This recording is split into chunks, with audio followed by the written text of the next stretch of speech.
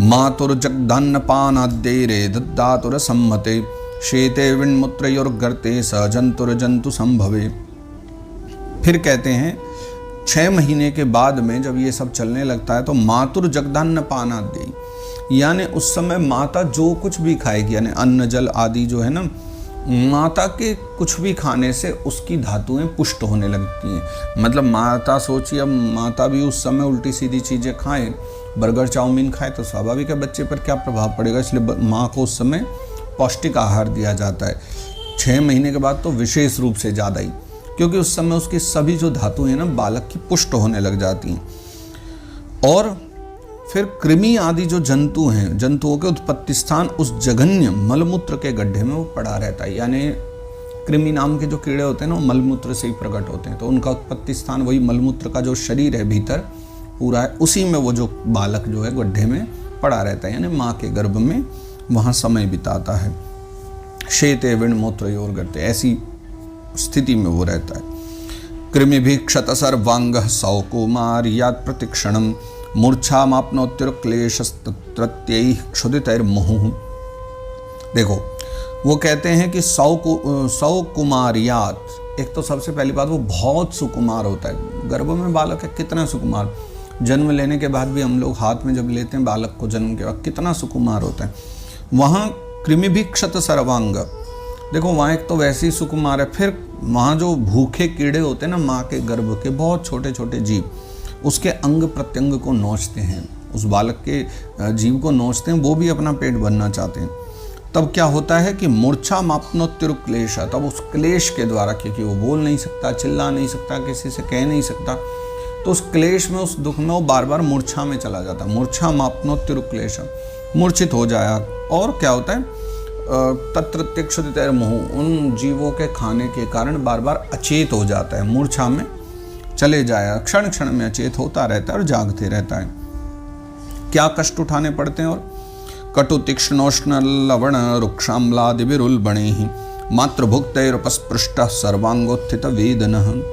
देखो कटु यानी कड़वा, तीक्ष्ण यानी तीखा, लवण यानी नमक का, है ना, और रुक्ष यानी रूखा, और अम्ल यानी खट्टा, यानी ये सब प्रकार के, है ना। तीक्ष्ण यानी वही उष्ण यानी गरम, तो कड़वा, कटु, तीक्ष्ण यानी तीखा, उष्ण यानी गरम, लवण यानी नमकीन, रुक्ष यानी रूखा, और अम्ल यानी खट्टा, आदि आदि उल्बणे, ये जो उग्र पदार्थ हैं, माँ अगर इनको खा लेती है तो इनका स्पर्श होने से क्या होता है, मातृभुक्तैरुपस्पृष्ट, अगर माँ ये सब चीज़ें खा लेंगी उस समय में जब बालक 6 मास पूरा कर चुका है, बढ़ रहा है आगे, तो माँ के ये सब खा लेने से सर्वांगोत्थित वेदना, बालक के एक एक अंग में पीड़ा होने लग जाती है। यानी माँ गरम खाएगी तो उसको जलन होगी, माँ कड़वा खाएगी तो उसको समस्या होगी, माँ ज़्यादा नमकीन वस्तु खाएगी, चटपटा खाएगी तो उसको दिक्कत होगी,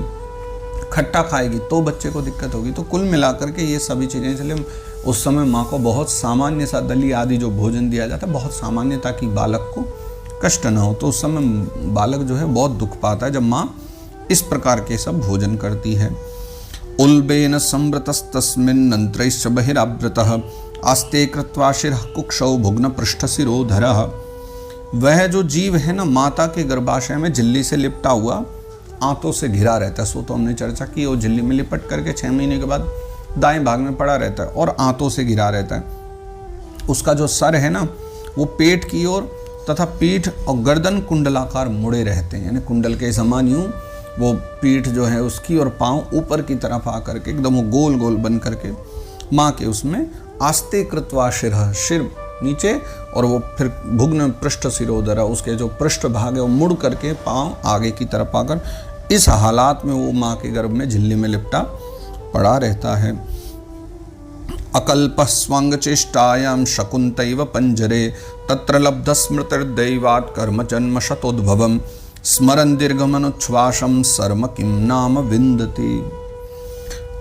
अकल्प स्वांग चेष्टायाम शकुन्तैव पंजरे, शकुंत जैसे पंजर यानी पिंजरा, और उस पंजर यानी पिंजरे में पड़ा हुआ जो पक्षी है ना, शकुंत यानी कोई पक्षी के समान पराधीन होता है वो बालक। अंगों को अकल्प स्वंग चेष्टाएं, अपने अंगों में कोई चेष्टा नहीं कर सकता हो, यानी अपने हाथ पांव हिला भी नहीं सकता, असमर्थ है उसमें।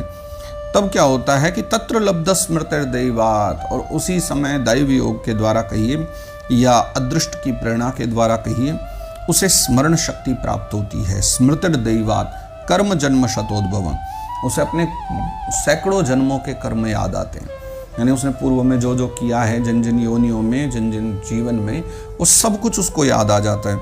और स्मरण दीर्घ मनुच्छ्वास शर्म किम नाम विंदते, बेचैन हो जाता है, उसका दम घुटने लगता है, और ऐसी अवस्था में क्या उसको शांति मिलेगी? शर्म किम नाम विंदते, स्मरण दीर्घ मनुच्छ्वासम, तो लंबी लंबी सांस ले रहा है, याद कर रहा है अपने पुराने जीवन को, तो भला उसे क्या वहाँ माँ के गर्भ में उस समय शांति मिलेगी? लेकिन तब क्या होता है? आरभ्य सप्तमास मान्मासाल्लब्ध बोधोपि वेपितः नैकत्रास्ते सूतिवातिर्विष्ठा भूरिव सोदरः। आरभ्य सप्तमान मासान, तो फिर 7वां महीना आरंभ होता है माँ के गर्भ में जीव का, और तब क्या होता है? लब्ध बोधोपि वेपितः, थोड़ा सा उसको बोध होता है, यानी उन्मेष होता है ज्ञान शक्ति का, समझने की शक्ति का। लेकिन नैकत्रास्ते सूतिवातिर्विष्ठा भूरिव सोदरः, वो जो प्रसूति वायु से चलायमान रहने के कारण ना, उसी उदर में उत्पन्न हुए विष्ठा के कीड़े के समान एक स्थान पर नहीं रह सकता। भाई जो कीड़ा है विष्ठा में पैदा हुआ, विष्ठा में मर जाएगा, पर ये बालक तो ऐसा नहीं है, उसे तो अब जन्म भी लेना है, वो तो यही चाहता है। तब क्या होता है?